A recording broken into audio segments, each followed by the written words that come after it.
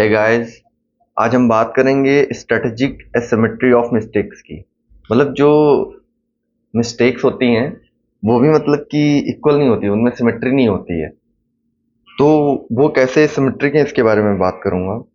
तो वैसे मैं इस तरह की कॉपी यूज करता हूँ, मतलब चीज़ों को लिखने के लिए। This is not about content, this is about everything. मुझे अगर सब्जी भी लानी है तो वो भी इसमें लिखी हुई होती है कि आज मुझे ये इतनी सब्जी लेके आनी है, मुझे ये करना है, ये नहीं करना है। तो फिर जब वो हो जाता है तो मैं कट कर देता हूँ। जैसे यहाँ पे देखिए चना गुड़ ये सब लिखा हुआ है कि मुझे चना लेके आने हैं, 1 किलो गुड़ लाना है, 1 किलो धूप बत्ती लानी है। तो मतलब इस तरह से आप यूज किया कीजिए, कुछ ना कुछ भी यूज कर सकते हैं, लैपटॉप, कॉपी, टैबलेट।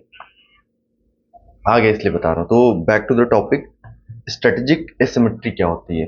सपोज दो दोस्त हैं, आज के 5 साल बाद करियर में वो अपनी कंपनी में अलग अलग पोजीशन में है। आपको पता ही, अगर आप छोटी कंपनी में हो तो आपका टाइटल जो होगा वो ज्यादा अच्छा होगा। अगर आपकी कंपनी छोटी है, अगर आपकी कंपनी बहुत बड़ी है तो आपका टाइटल जो होगा वो छोटा होगा।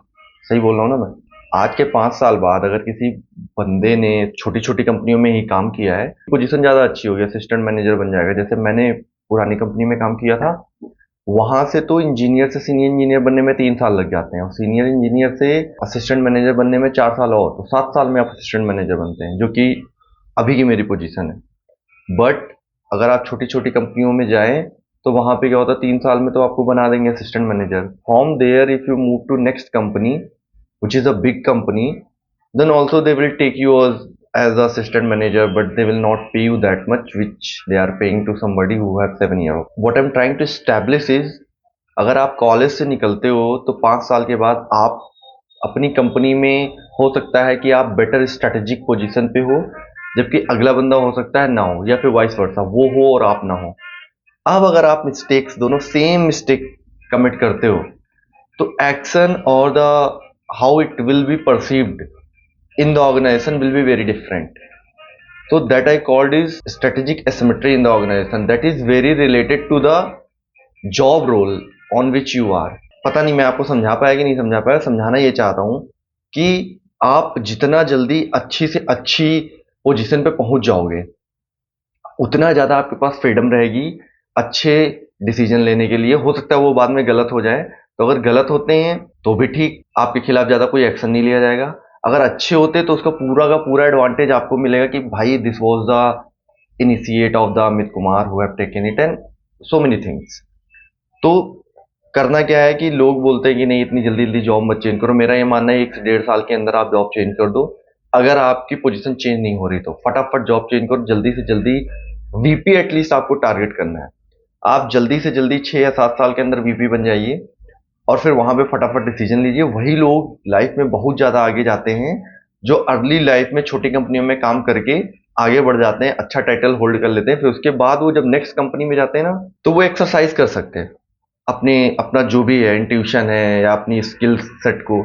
और अगर वो डिसीजन अच्छा बैठता है तो उनको रिवार्ड मिलता है, अगर बैड बैठता है तो हो जाता है कि हाँ ये तो स्ट्रेटेजिक मिस्टेक थी। अभी मैं आपको समझाना चाहता हूँ। आपको पता है अमेजॉन ने एक मोबाइल लॉन्च किया था, फायर समथिंग कुछ नाम था, वो नहीं चला। कोई कोई कोसता है जेफ बेजोस को कि भाई तूने ये क्या कर दिया था।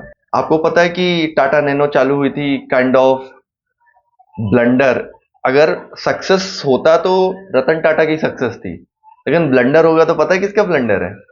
मार्केटिंग टीम का, कि भाई उन्होंने उसको चीपेस्ट कार का टाइटल दे दिया। If they would have not done it, might possible it would have crossed the best sales or the target of the Ratan Tata.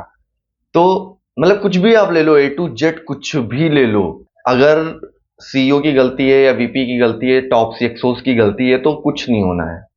यही होगा कि हाँ स्ट्रेटेजिक मिस्टेक थी, टीम उसको एग्जीक्यूट नहीं कर पाई, idea was good but execution was not that much good, but guidance leadership was good. ऐसे होता है, आपकी गलती नहीं निकलेगी बाय डिफॉल्ट। आप भी ऐसा नहीं करते हो, आप ये नहीं बोलोगे अरे मोदी जी ने गलती कर दी, मोदी जी तो यार अच्छे हैं लेकिन यार सिस्टम ही करप्ट है।